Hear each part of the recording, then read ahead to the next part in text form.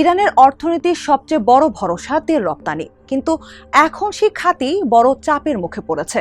মার্কিন নৌ অবরোধের কারণে দেশটির তেল রপ্তানি দ্রুত গতিতে কমছে। কাতার ভিত্তিক সংবাদ মাধ্যম আল জাজিরা জানিয়েছে, মাত্র 2 মাসেই ইরান প্রায় $5.8 বিলিয়ন সম্ভাব্য রাজস্ব হারিয়েছে। গত 13 এপ্রিল থেকে যুক্তরাষ্ট্র ইরানের বন্দরগুলোর আশেপাশে নৌ অবরোধ শুরু করে। ওয়াশিংটনের দাবি, এর উদ্দেশ্য ইরানকে যুক্তরাষ্ট্রের শর্তে একটি শান্তি চুক্তিতে রাজি করানো। তবে তেহরান এই পদক্ষেপকে অবৈধ বলে নিন্দা করে, এমনকি নিজেদের বন্দর সংলগ্ন এলাকায় মার্কিন বাহিনীর জাহাজ আটক করার ঘটনাকে তারা জলদস্যুতা বলেও মন্তব্য করে। 28 ফেব্রুয়ারি যুক্তরাষ্ট্র ইসরায়েলের হামলার পর ইরান হরমুজ প্রণালী বন্ধ করে দেয়। বিশ্বের প্রায় 20% তেল ও গ্যাস এই জলপথ দিয়ে পরিবহন হয়। ফলে বৈশ্বিক জ্বালানি বাজারে অস্থিরতা তৈরি হয় এবং সৌদি আরব, কুয়েত, ইরাক ও সংযুক্ত আরব আমিরাতের মতো উপসাগরীয় তেল রপ্তানিকারক দেশগুলো ক্ষতির মুখে পড়ে। তবে যুদ্ধের শুরুর দিকে এই পরিস্থিতি থেকে কিছুটা লাভবান হয়েছিল ইরান। অন্য দেশগুলোর রপ্তানি ব্যাহত হওয়ায় বাজারের প্রতিযোগিতা কমে যায় এবং তেলের দামও বেড়ে যায়। ফলে মার্চ ও এপ্রিলের কিছু সময় পর্যন্ত ইরান তুলনামূলক বেশি দামে তেল বিক্রি করেছিল, কিন্তু এপ্রিলের মাঝামাঝি থেকে মার্কিন নৌ অবরোধ শুরু হওয়ার পর এই চিত্র বদলাতে থাকে। হরমুজ প্রণালী দিয়ে ইরানের মোট তেল রপ্তানি হয় প্রায় 80%। অবরোধের কারণে বিশেষ করে চীনে তেল বিক্রি উল্লেখযোগ্যভাবে কমে গেছে, আর এটি এখন দেশটির অর্থনীতির জন্য বড় উদ্বেগের কারণ। বাণিজ্য বিশ্লেষণ প্রতিষ্ঠান কেপলারের তথ্য অনুযায়ী ইরানের ক্রুড তেল ও কনডেন্সেট রপ্তানি দৈনিক প্রায় 20 লাখ ব্যারেল থেকে নেমে মে মাসে 3 লাখ ব্যারেলেরও নিচে চলে আসে।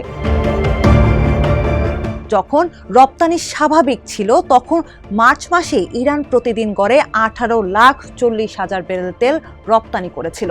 ব্যারেল প্রতি $90 গড়ে পুরো মাসে সেই আয় দাঁড়ায় প্রায় $5.13 বিলিয়ন। এপ্রিলে দৈনিক রপ্তানি কমে 13,40,000 ব্যারেলে নেমে আসে। তখনও মাসিক আয় ছিল প্রায় $3.62 বিলিয়ন। কিন্তু মে মাসে পরিস্থিতি নাটকীয়ভাবে বদলে যায়। দৈনিক রপ্তানি 3 লাখ ব্যারেলের নিচে নেমে যাওয়ায় প্রতিদিনের আয় কমে প্রায় $27 মিলিয়ন দাঁড়ায়। পুরো মাসে আয় মাত্র $837 মিলিয়ন, অর্থাৎ মার্চ মাসের তুলনায় মে মাসে ইরানের তেল আয় প্রায় 84% কমে।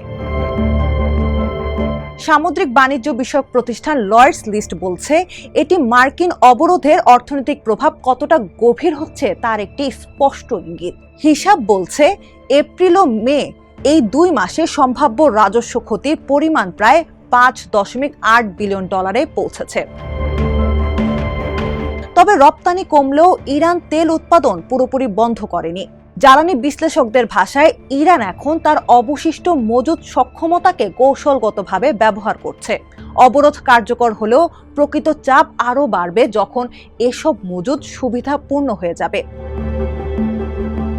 বর্তমানে ইরান বিপুল পরিমাণ তেল সমুদ্রে ভাসমান ট্যাঙ্কারে সংরক্ষণ করছে। কেপলারের হিসাব অনুযায়ী প্রায় 147 মিলিয়ন ব্যারেল ইরানি ক্রুড তেল ও কনডেন্সেট এখন ভাসমান গুদামে রয়েছে। এর মধ্যে প্রায় 67 মিলিয়ন ব্যারেল তেল উপসাগর ও ওমান উপসাগর এলাকায় আটকে আছে এবং মার্কিন অবরোধের কারণে সেগুলো গন্তব্যে পৌঁছাতে পারছে না। ফলে ইরান এখন তেলবাহী ট্যাঙ্কারগুলোকে অস্থায়ী গুদাম হিসেবে ব্যবহার করছে। তেল জাহাজে তুলে উপকূলের বাইরে নোঙর করে রাখা হচ্ছে। একই সঙ্গে ক্রেতাদের কাছে তেল পৌঁছে দেওয়ার বিকল্প পথ খোঁজাও হচ্ছে। যুদ্ধবিরতি এখনো টিকে থাকলেও তেলের বাজারে যে লড়াই চলছে সেটি ইরানের জন্য ক্রমিক কঠিন হয়ে উঠছে।